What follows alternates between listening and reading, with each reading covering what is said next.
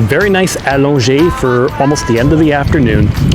Welcome to another edition of the Warner Cheese Cafe. I went over here to a place that was called Cafe Big Trouble. I don't know if Big Trouble implies that you're going to be doing some bad stuff because you're all caffeinated, but that's besides the point. It looked kind of nice. Thing is that it was one of those places that was closing at 4 o'clock, and considering it was close to closing time, I don't want to stick around and annoy them too much because I'm sure they just want to cash out, lock up shop, and then hit the road jack. But what else can you do? I'm doing a little walk around here on St. Denis Street, another one of those streets I've been doing quite often, and it's kind of crazy to think. This is probably my 4th episode I've recorded all of the month of March. Actually, no, it's the 3rd. Yeah, it was the 4th one. And I feel like I've experienced 3 out of 4 seasons all at once. Winter, fall, and spring. I don't know if we're going to get any summer, but I hope not. That'll be kind of crazy.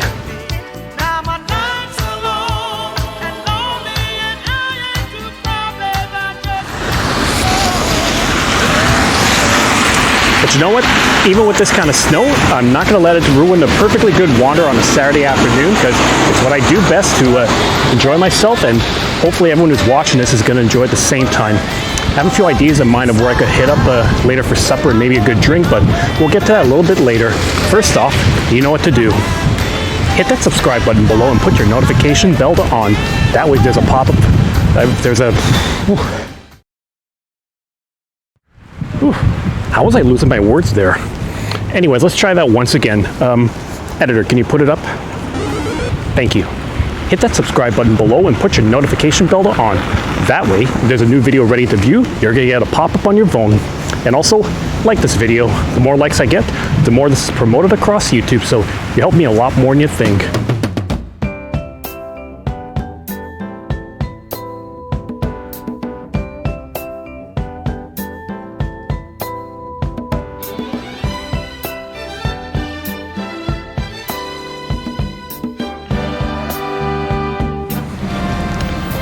I probably mentioned this countless times when I was walking along this street, but Saint Denis is another area that I've kind of got some familiarity with because I was walking around here during the old days of collecting records, but discovered a lot of nice cafes, restaurants around here, and I do recall there was a really nice one I went to called L'Express back in January. Great spot. It's just a little tucked away in the corner, so it's easy to miss. If what I've been told after the fact, it actually has one of the best wine menus in the city, so yeah, another bonus if you wanted.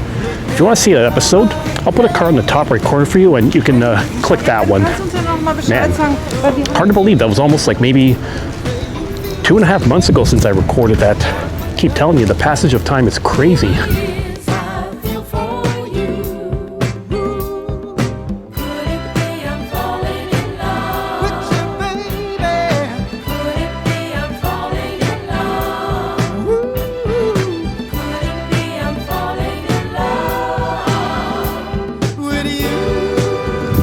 I decided I was going to go along Duluth Avenue again because one of the ideas I had to visit was down this road, and I was even thinking back to some older memories besides that. The old L'Academy restaurant that was in back of me that's abandoned. I remember we came here with a bunch of friends for I think it was my 23rd birthday many years ago, so another case of time flying by pretty quick. And also I know about this area because I did do an episode like a year and a half ago when I was on vacation in August of 2022, and this spot I'm going to was actually featured there back then. Oh yeah, if you want to see that video, then click the card in the top right corner and you can check it out. Otherwise, you just follow me to the place and we're going to explore it once again.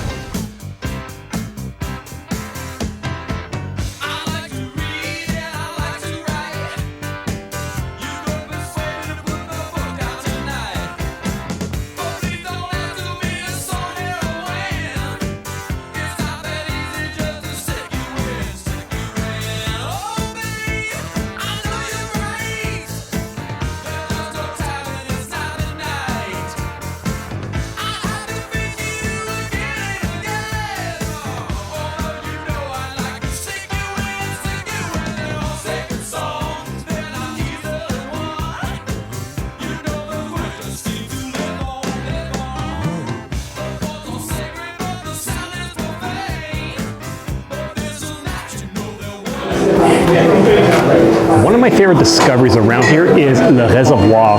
So as I mentioned earlier in the video, I did discover the spot when I was doing that wander around Duluth Avenue, because funny enough, I ran into an old co-worker from HMB who worked like at the barbershop just around the corner from here, told me, do you know about Le Reservoir? I didn't know it at the time, and she said, you gotta check it out. So it's kind of funny that I wanted to do recording that day, and somehow just that the fact that I crossed paths with her kind of inspired the rest of the episode and maybe go down the rest of the street. So I am grateful for it. It's really amazing just how many microbrewers are around here. And I remember a year and a half ago when I was recording the video, I believe I was on the second floor, like on the rooftop terrace, and I was able to get a good view of the street that's right beside me on Duluth. And at that time it was a pedestrian only, because that's what they tend to do around summertime. And they got some good brews, and I was thinking, I always show off a grisette or an IPA on camera. What can I do that's a little bit different? So what I ended up doing was going for their Lager d'Épeautre. Yeah, I had to look that up because I actually had no idea what épeautre was supposed to be. Épeautre is supposed to be spelt. No, not like a spelling bee. Spelt is supposed to be a type of wheat, so it means that it's probably going to be like a cross between a white beer and a blonde beer, because when I think wheat, I always think whites. And if you're thinking a Belgian white, you're probably also thinking with orange and coriander in it. Apparently this thing is supposed to be like very lightly rustic, whatever that's supposed to mean when it comes to beers. But it's only 5%, and it's going to be a good starter before I make my way elsewhere. Cheers, everybody.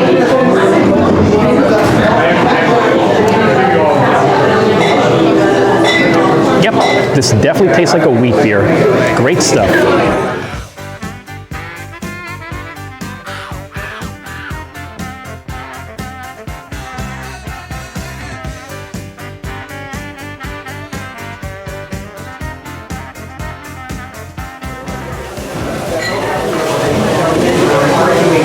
Something else I point out a lot about these breweries is that when you come here, you're actually going to get a lot of rotation with the selection. Like, it's almost very seasonal, because I remember the last time I was here, well, it was like a few months ago on my own, decided to try some kind of a brown beer that was aged in a bourbon barrel, which is pretty robust, if a little bit on the strong side. And if you come here like more toward the end of spring, early summer, you can get some fruitier beers.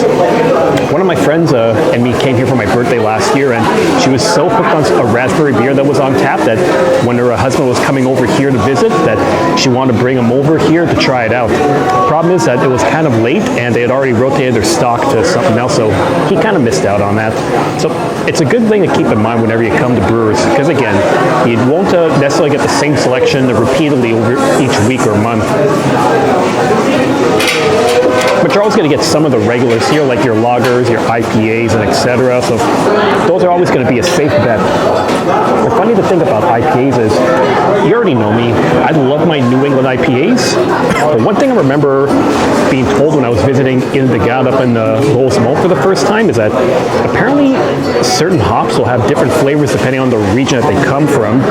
So it seems like that the ones that I like that are in New England IPAs is going to be Citra and I guess El Dorado, which is actually on their house IPA on the menu over here. So it's almost like, you know, certain Northeast hops, they're going to give it a more fruity taste. Whereas if you go on the West Coast, some of those are going to be a little bit more, shall we say, bitter, or I guess, what's the word I'm looking for? I'd have to look it up again, but it's just funny to think that the world of hops is actually so varied, and the world of beer for that matter too. Had you asked my dad, it probably would have just been Labatt 50, Wildcat, Old Milwaukee. He wouldn't even know the difference between a stout or even an IPA, because they probably didn't have it back then. In any case, I'm going to sit down to enjoy the rest of this beer. If I do anything, it's probably just going to be a small taster for the road, and then I'm going to make my way elsewhere to start thinking about my supper situation, because I do have an idea where I want to hit up. Well, I'm going to admit, it's probably not surprising that I'm in a microbrewery that I'm going to be finishing off with a Galopin before I hit the road, and I want to try to do something different that I haven't really showcased before, or that's kind of outside of my comfort zone. So this is actually one of the few times I've had a Galopin or a taster in one of these kind of glasses, but I got it because the name, the color, the style, and kind of made me try to do some research to see what this is all about. So this one is called Red West. Well, Red West in English, but you kind of know the difference. Ouest and West. And what this one is it says it's a bière sauvage d'inspiration rouge des Flanders, affinée 12 mois en fût de chêne. So, any of you who's not from Montreal and is wondering what the hell I'm talking about, so this is supposed to be like a wild beer.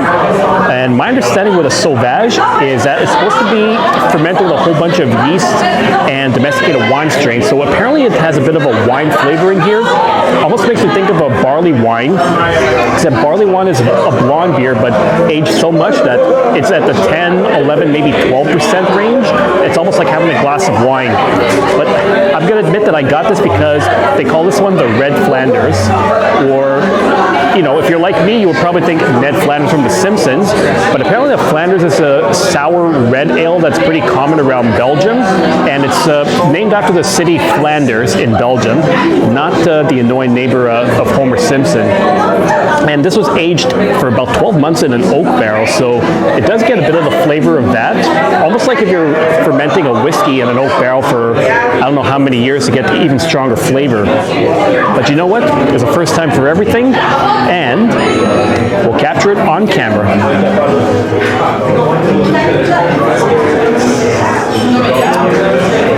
Interesting. If you want to know my verdict, yeah, fine and dandy like sour candy. It's a little bit sour, but it doesn't taste so sour like you're drinking a Ghost, because those things are very sour.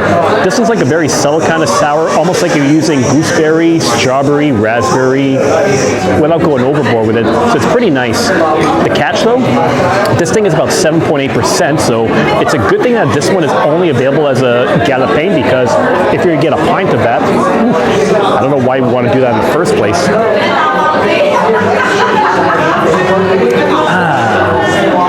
That is fantastic. I felt like I got possessed by the ghost of Flanders again. Okay, so this is a good experimental one and made for some good material before I hit the road. So something new for everybody. Not a bad way to start off the Saturday afternoon. Yeah, enjoyed the beer, nice taster over here, and now I can make my way to my next destination. And the good news is that I'm right around the corner of Saint-Laurent Boulevard, like one of my regular stomping grounds. So it's another one of those places that's almost a home away from home. Yeah, I probably covered this a lot on the channel because I visited here many times. I feel like the very first time I documented this street was probably around January 2022 when I did a really cold walk. Yeah, I walked over here when it was minus 35 degrees. So if you want to see that tomfoolery, just click on the link on the top right corner. I'm even thinking back to that episode, and I said that when I look back at it, this is like around the time of the pandemic coming in how many forces? I lost track of how many waves we had then. But essentially it seemed like that, yeah, I said it was going to be like a time capsule for the time period, but little did I know that it was actually going to be a time capsule of my life at that time. I have an idea of an episode for that, but I'm going to save it for later on. Till then, actually I'm getting very close to my next stop.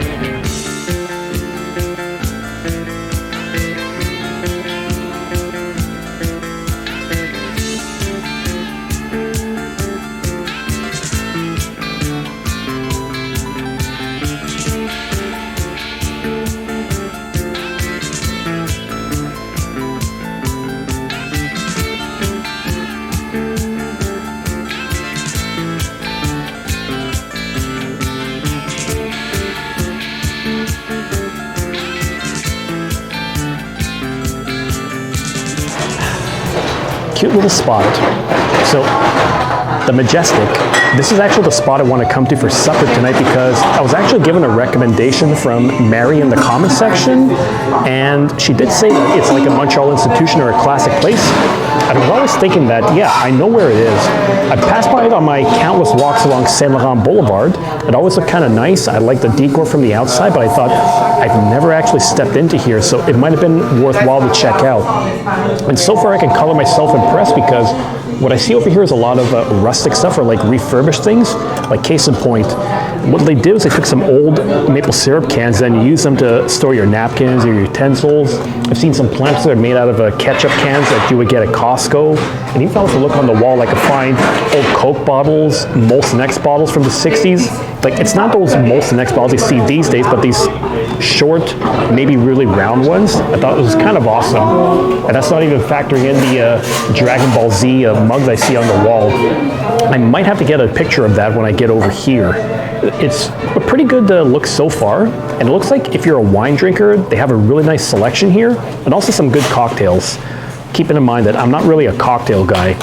If I do anything, it's probably going to be like an Aperol Spritz if I'm out and about on certain occasions.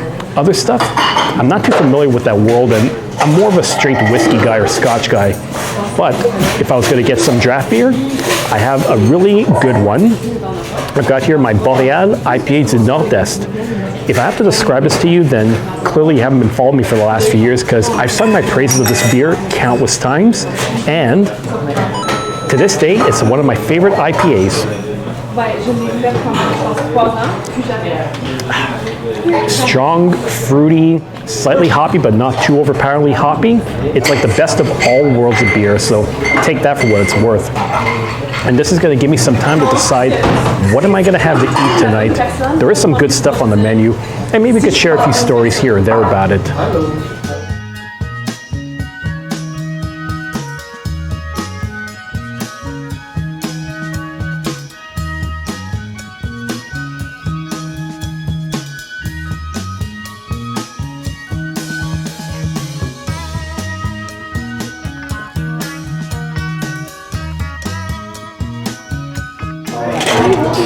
You know, I had to look up on the menu to see what I wanted to have tonight because, again, apparently this is a Montreal classic, but I have yet to figure out exactly what was here that was different that I have never had before.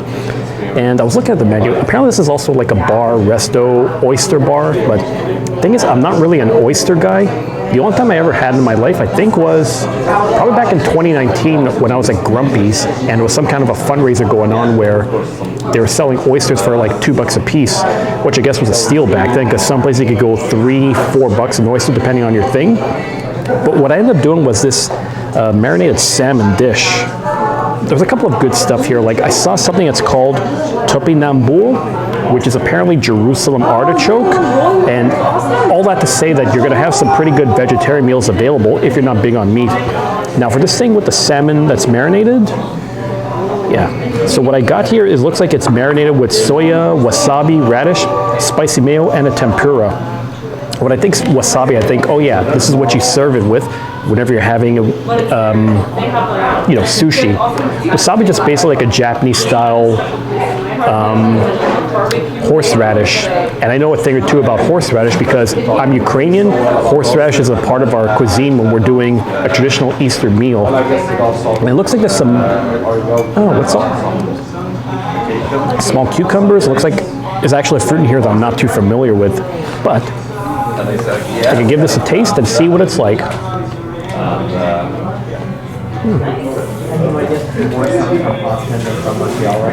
It's definitely tasty. The texture here makes me think of either, I would say smoked salmon, or if not smoked salmon, probably poke salmon, which I do a lot of times for myself at home.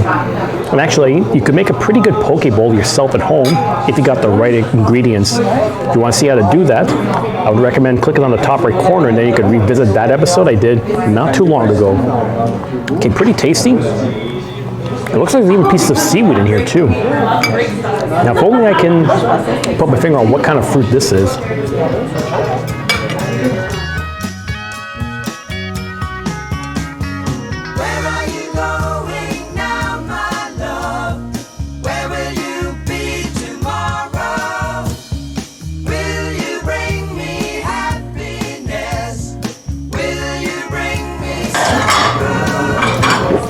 Okay, so that wasn't a bad meal at all. Enjoyed it.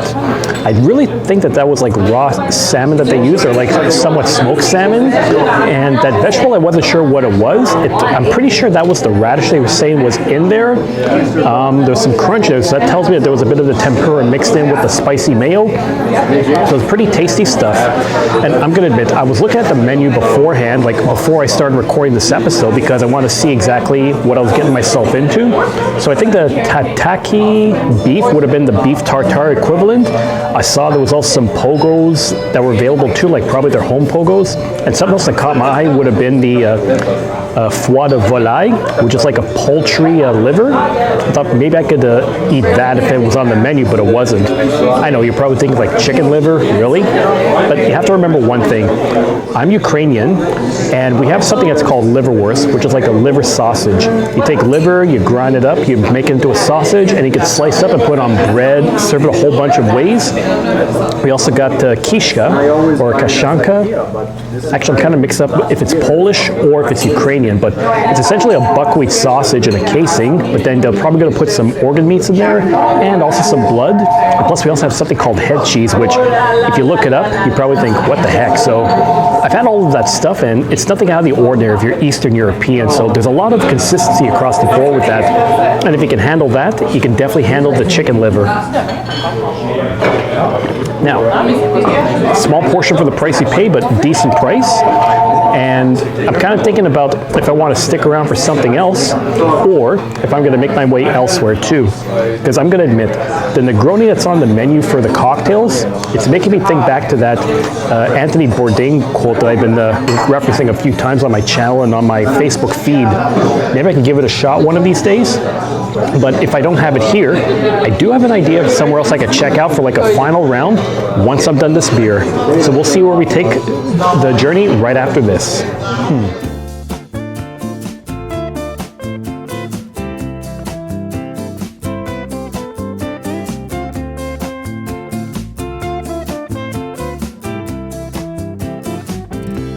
A world become one of salads and sun. Only a fool would say that. A boy with a plan, a natural man, wearing a white Stetson hat. On hand that gun be gone, there's no one to fire upon. If he's holding it high, he's telling a lie. I heard it was you talking about a world where all is free. It just couldn't be, and only a fool would say that. The man in the street dragging his feet. So a little bit like Majestique, I was trying to think about other places I passed by when I was doing my walks around Saint-Laurent, and Urbanista is one of those spots I thought I should probably check out one of these days, because it always seemed kind of intriguing to me over here for a number of reasons. One of them I always see like, oh, it seems like it's another place where you could get some oysters dirt cheap for like a 5 to 9 deal. Seemed like they have some okay cocktails, good decor, and the other reason that was kind of a clincher for me was that I remember seeing on my Instagram feed that there was a couple of the people who were part of the Montreal Ukrainians group who were having a gathering here like a while back, and I thought, okay, well, may as well give it a shot eventually. It is kind of nice. It seemed like there's a lot of these old style stained glass lamps that are around here that give a good vibe. It's very dim. Seems like you have a good whiskey selection, good cocktail selection, liquor, if you're into all that stuff. In terms of the beer, it does feel like it's a bit small, but I'm imagining that at least they have draft. But I imagine that this is not the kind of place you go to if you want to have multiple microbrewers at one night. You come here if you want to have a good drink or two, like something a bit harder.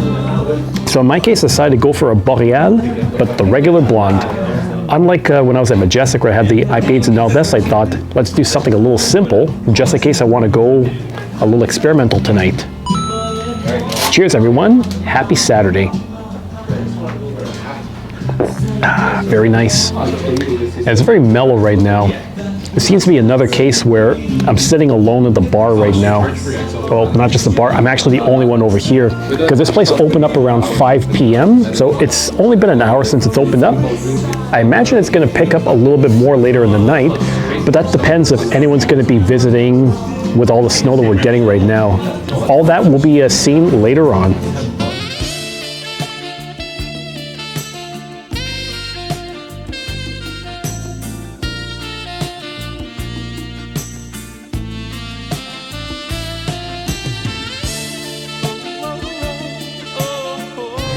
Well, despite the fact that I had that marinated salmon over at Majestic, I felt like it was still a small dish I had over there, so I had to have something else to kind of fill me up while I'm having a good beer. Now, in this case, you're able to get a mini pizza here for about a couple of bucks, so it's a perfect amount of food you can get for the price you pay. But I was looking at the menu and I see you could get larger pizzas for a larger amount of money. You could get some good paninis, grilled cheese, so it's one of those simple kind of places. And even a bowl of nuts, because obviously it can't be sitting around drinking and then not have anything to eat. So it's straightforward. I got myself a cheese pepperoni pizza, and it's just perfect for what I need.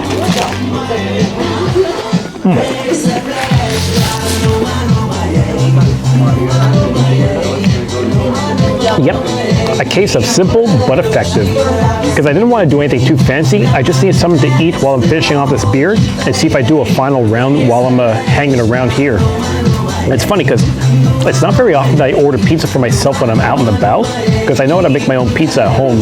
And in fact, if you want, I'll put a card in the top right corner for you to look at one of my pizza recipes, especially one that I did on the barbecue. So that one was pretty awesome. But the truth is too that pizza is very heavy on carbs, a lot of sauce, a lot of cheese, so sometimes you got to be careful with that, especially as you get older and you realize your metabolism isn't the same way as it used to be. But such is life. Sometimes you got to treat yourself while knowing your limits.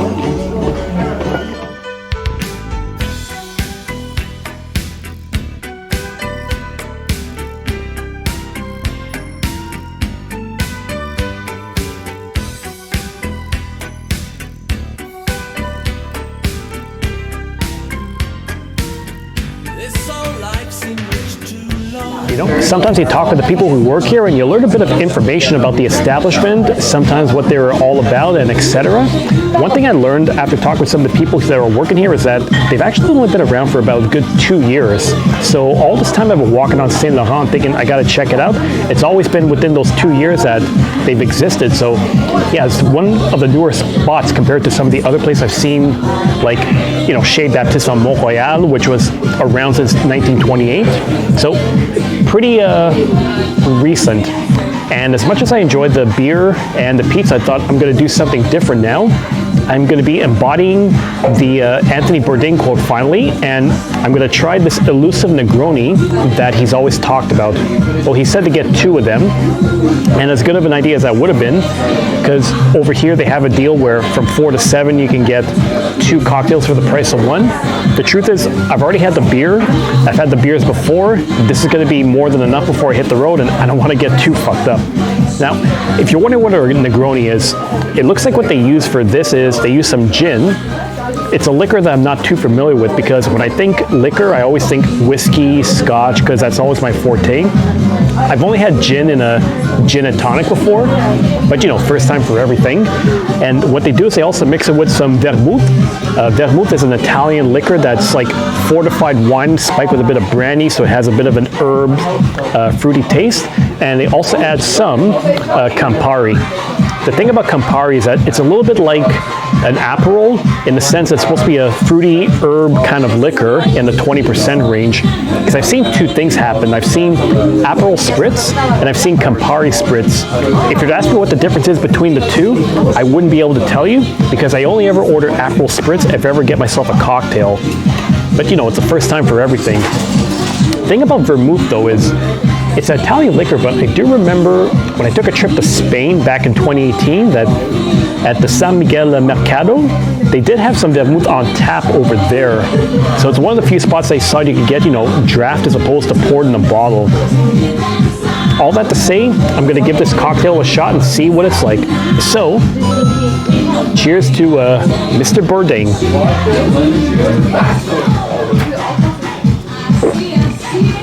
And there's definitely an herb and spice kind of flavor in this stuff. I can't put my finger on exactly what it is, but I do enjoy it. It also kind of feels like it's a summer drink, which is kind of funny because they do have a frozen variant of it. So that means if you're on the patio, if you're on a terrace, or you're at home, you can make yourself one with ice and then it'll be just as refreshing. Okay, not bad. Again, I'm not really a cocktail guy unless you talk about Aperol Spritz, but for once in a while, this stuff will get the job done.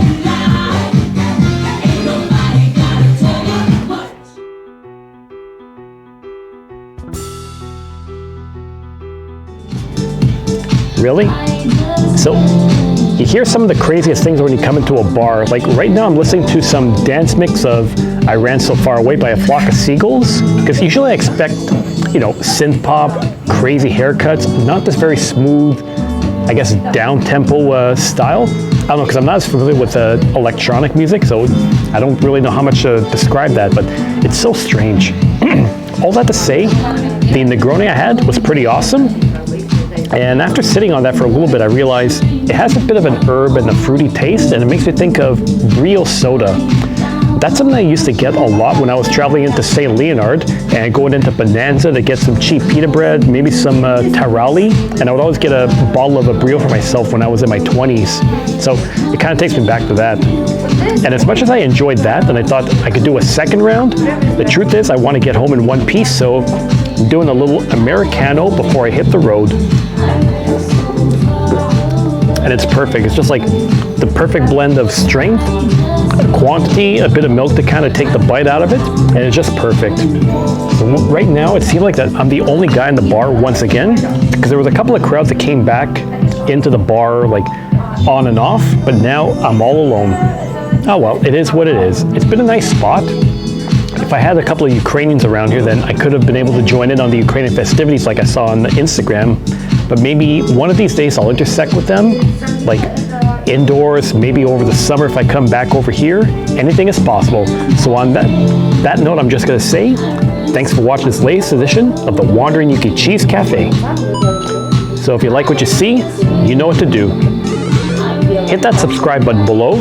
Give me a thumbs up if you enjoy my antics, my wanders, my stories, my everything I do on the channel. And if you have any ideas for a future episode, leave in the comments section and I'll see what I could do. Until then, take care, see you next time, and I'll just say Na zdrowie or Slava Ukraina.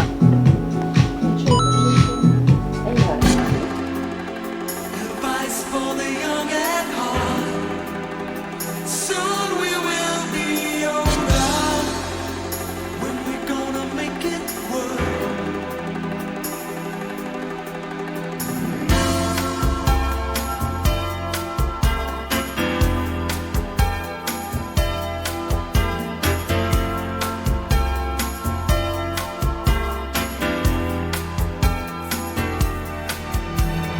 Too many people living in a secret.